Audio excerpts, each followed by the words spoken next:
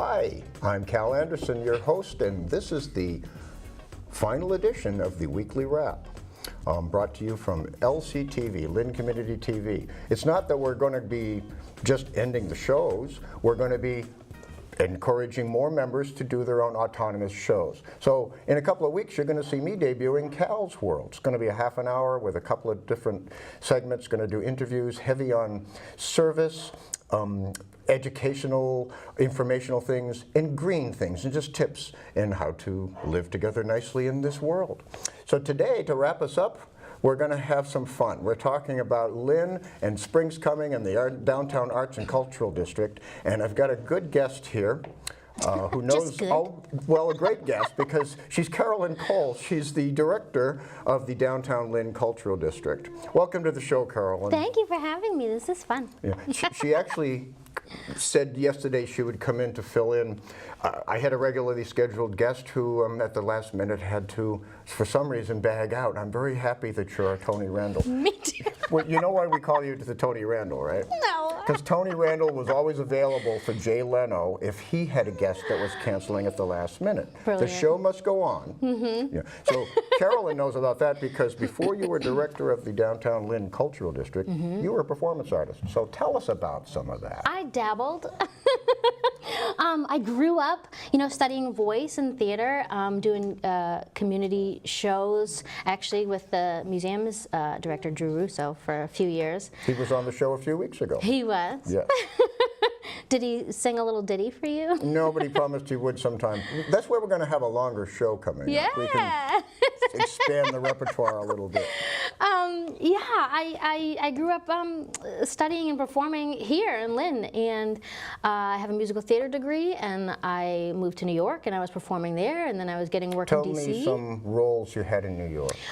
New York, the most fun show I did was an off-Broadway show called The New Hopeville Comics, and I was Miss Hopeville, and then in Act 2 I was Miss Eville, so that was really fun. Which theaters? Were they off-Broadway? Or that one was off-Broadway, and then I did a lot of, I ended up finding a love for concerts and cabarets and just kind of creating and arranging my own music, and I found like a new depth of creativity that way. So I'd perform, I'd put up cabarets and downtown at the Duplex, the famous Duplex there, and a couple other theaters downtown.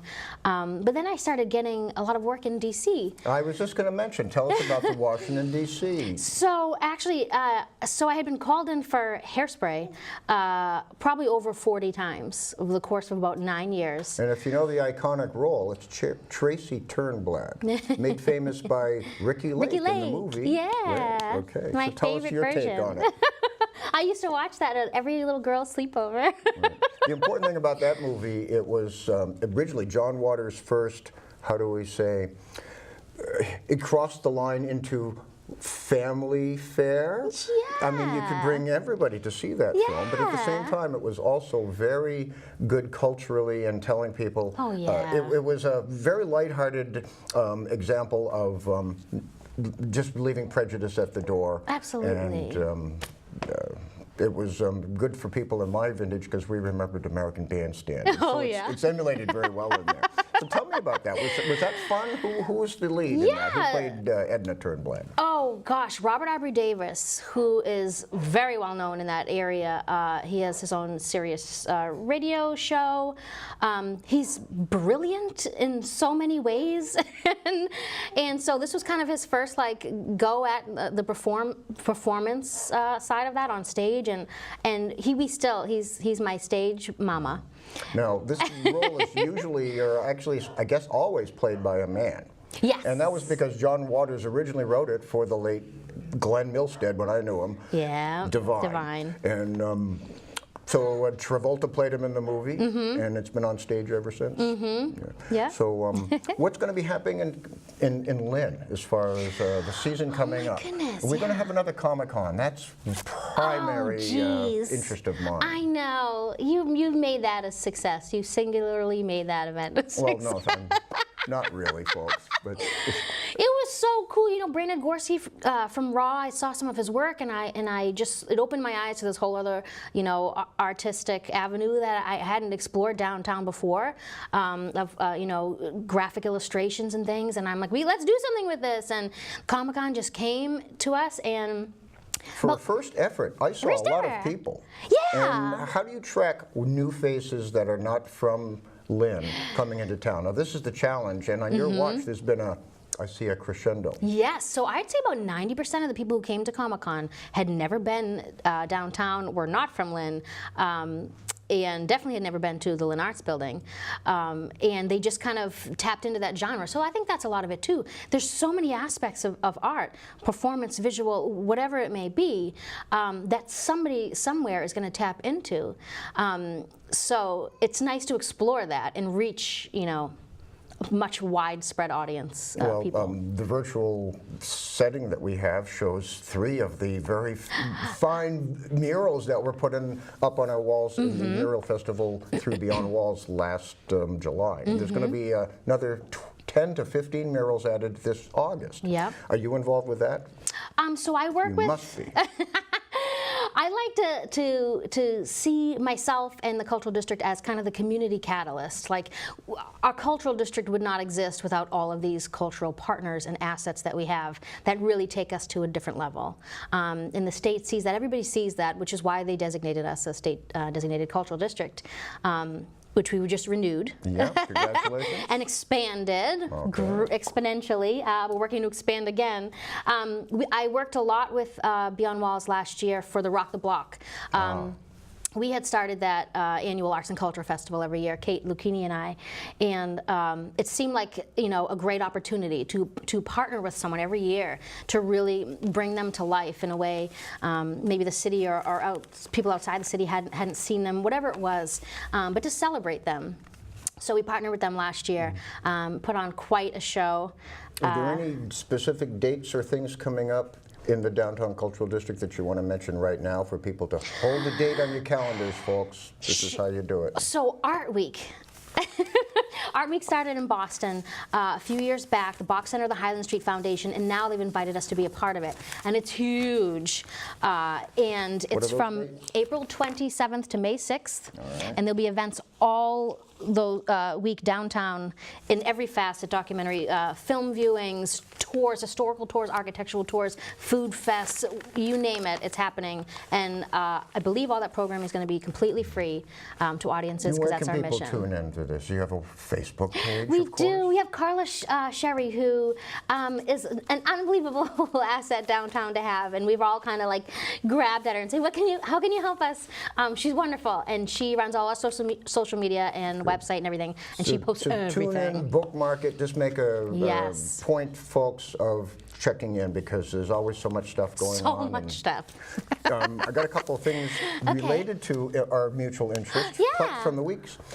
Page 1, there's the kickoff for the 200th birthday of our own resident abolitionist, Frederick Douglass. And so here's a picture of our colleague, Wendy Joseph, with the author of the book. It's called Frederick Douglass, The Lynn Years. And by all accounts, Frederick Douglass became the Frederick Douglass we all know in Lynn while he was here. Oh, yeah. There'll be great programming coming up based around that. Another couple of things are Medford ushered in the Chinese New Year. We didn't do anything in Lynn except citywide, but I did go to a Chinese New Year party. And it was kind of fun. Yeti Frankel hosted it. Incredible. And we had Chinese trivia. And I love it. Fun just gave. It was the year of the dog, by the way. So if you have a dog barking, it's probably because of that. Now, lessons are still being learned on school safety. Now, this past week, it was a tough week. Really, but the thing is what I'm encouraged is the students themselves now. A lot of these students are noted to be born after Columbine, which should have been the first and last mass school shooting. Yeah. So now they sat down with the president the other day, and I'm telling you, I'm glad he listened. I hope that he's going to take the advice and have this be the last on his watch. How many times can we say enough is enough? Yeah, well, the whole thing is I'm embracing this. Yeah. It's never again. Yeah. Let's never have that again. And the NRA, hey, get over your insecurities. Nobody's saying take guns away. We're just saying make sure no whack jobs have them and have a little bit more accountability. End of story there. And here's a letter from the heart. Here's a local resident, a Saugus mother who lost a son in a mass shooting, and she's been reaching out to the victims of the last shooting in Florida. By the way, Judy Kennedy, our former mayor. Oh, I read that. Okay, well, the dispatcher for the fire department calls retired. So it's open, and Judy's a finalist. So let's see, maybe she'll be answering that call soon. Oh, here's another one. Thousands gathered at state capitol for shootings. Now, you know, I want to see more of this. This is where the adults all screaming at each other and coming up with stuff. It's Right. all just a bunch of people Right. talking. It's when the youth, who are the first ones affected and involved by this, they were saying, hey, come on, let's have this stop during our generation. Right. This is where you have to listen to the wisdom of the youth. Right. You're a mother now, I'm a aren't new you? mom, and I'm going to teach her anything and everything I can.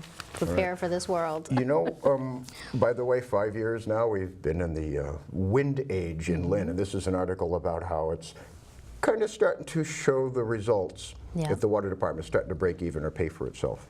But you know, we have to kind of wrap this up, Carolyn. That was so fast, Calvin. I know, but I we're going to didn't have a even get little to bit do my longer tab when we number. start next month on Cal's World. We're going to have a mix of, as I said, of interesting guests talking about topics of mutual interest, and usually an arts segment as well. You know where to find me. Yeah, well, I've got some comedians lined up, I've got musicians lined up, and Nice. all that. So, Carolyn Cole, Yay. thanks for being here on Thanks the for final having edition me. of the Weekly Wrap. Ah, I made it just in time. Good. Well, I'm going to let you bring us home. Until next time, Calvin. In every way and every day, keep loving Lynn as much as I do. Thank you, Carolyn.